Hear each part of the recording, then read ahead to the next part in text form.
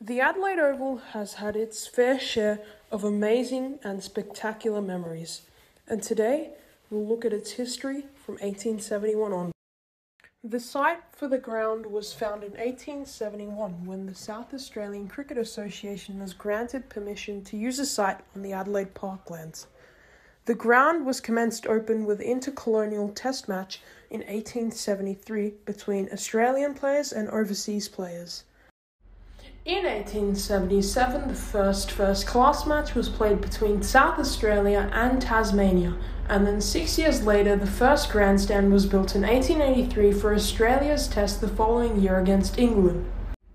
In 1885, the first football match was played under electric lights, with more than 8,000 spectators coming to watch. The Red Rooftop Members Stand was built in 1889 in time for the South Australian Football Association's first ever grand final. In 1895, Australian Test bowler Albert Trott took 8 for 43 against England. In 1900, a picket fence was surrounded across the oval before in 1911 the current day scorecard was put into place. In the 1920s, the Sir Edwin Smith and Mostyn Evans stands were erected, before in 1932 Don Bradman hit his highest test score, 299 not out against South Africa. In 1942, an American exhibition match was played on Independence Day, while in 1949 the first women's test match was played between Australia and England. In 1965, a record 62,543 people watched Port Adelaide defeat Sturt in the SANAFL Grand Final, before in 1966 Sturt won their first of 5 premierships. In 1975, Australia beat the West Indies by 5 wickets in the first ODI match at the ground, while in 1984 Aussie bowler Carl Rackerman took a record ODI haul at the ground with 5 for 16.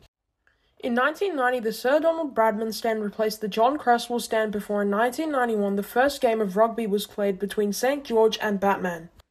In 1996, SA won their most recent Sheffield Shield, defeating WA, while the following year lights were constructed despite several protests.